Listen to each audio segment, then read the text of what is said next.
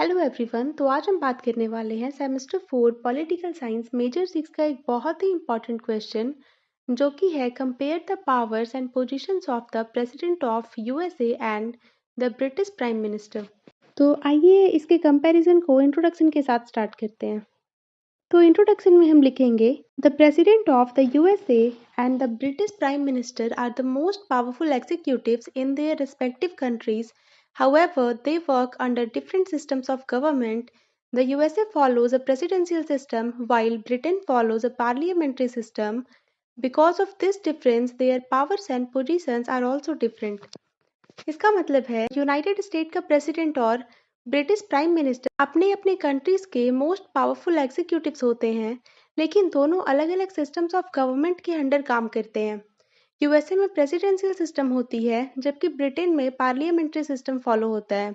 इसी डिफरेंस की वजह से दोनों के पावर्स और पोजीशन में भी डिफरेंस होता है। अब अगर बात करें comparison between the US president and the British prime minister, तो सबसे पहला पॉइंट है position in the government. The US president is both the head of the state and the head of the government, while the British Prime Minister is only the head of the government while the king is the head of the state. इसका मतलब है US president head of the state और head of the government दोनों होता है, लेकिन British prime minister सिर्फ head of the government होता है जबकि king head of the state होता है। सेकंड है system of government. The US president works under the presidential system while the British Prime Minister works under the parliamentary system.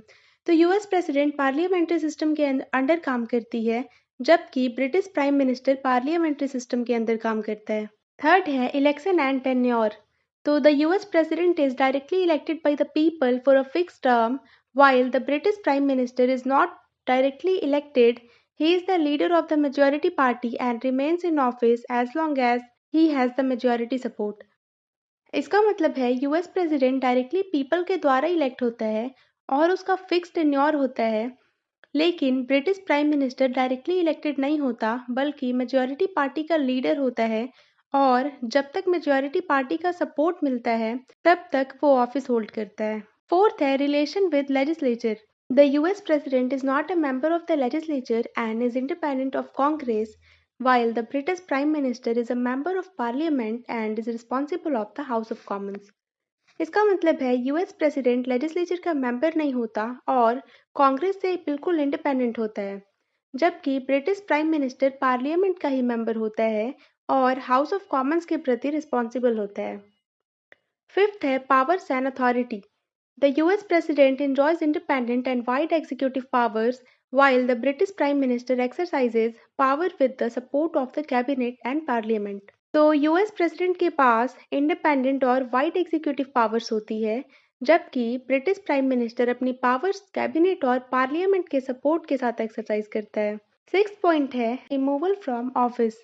The US president can be removed only through impeachment, which is a difficult process, while the British Prime Minister can be removed by a vote of no confidence. इसका मतलब है US president को सिर्फ impeachment process के through remove किया जा सकता है, जो काफ़ी डिफिकल्ट प्रोसेस होता है, जबकि ब्रिटिश प्राइम मिनिस्टर को वोट ऑफ नो कॉन्फिडेंस के थ्रू रिमूव किया जा सकता है। सेवन पॉइंट है cabinet position. The US President appoints the cabinet, but cabinet members are not responsible to the legislature, while the British Prime Minister is the leader of the cabinet, which is collectively responsible to Parliament. इसका मतलब है US president cabinet appoint करता है, लेकिन cabinet members legislature के प्रति responsible नहीं होते, जबकि ब्रिटिश प्राइम मिनिस्टर कैबिनेट का लीडर होता है और कैबिनेट कलेक्टिवली पार्लियामेंट के प्रति रिस्पॉन्सिबल भी होता है।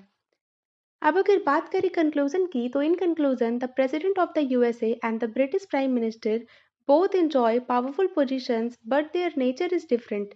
The US president is more independent and powerful because of the presidential system, but the British prime minister is powerful but depends on parliamentary support. तो कंक्लूजन में ये कहा जा सकता है कि यूएसए का प्रेसिडेंट और ब्रिटिश प्राइम मिनिस्टर दोनों ही पावरफुल पोजीशन एंजॉय करते हैं, लेकिन उनकी नेचर अलग अलग होती है। यूएस प्रेसिडेंट प्रेसिडेंशियल सिस्टम की वजह से ज़्यादा इंडिपेंडेंट और पावरफुल होता है और ब्रिटिश प्राइम मिनिस्टर भी पावरफुल होता है, लेकिन वो पार्लियामेंट्री सपोर्ट पर डिपेंड करता है। Thus, while both are strong executives, the US president is stronger in terms of independence and the British Prime Minister is stronger in terms of parliamentary control. तो इस तरह इंडिपेंडेंस के मामले में US president ज़्यादा strong होती है, जबकि पार्लियामेंट्री कंट्रोल के मामले में ब्रिटिश प्राइम मिनिस्टर ज़्यादा स्ट्रांग होती है. So if you like this video, subscribe for more.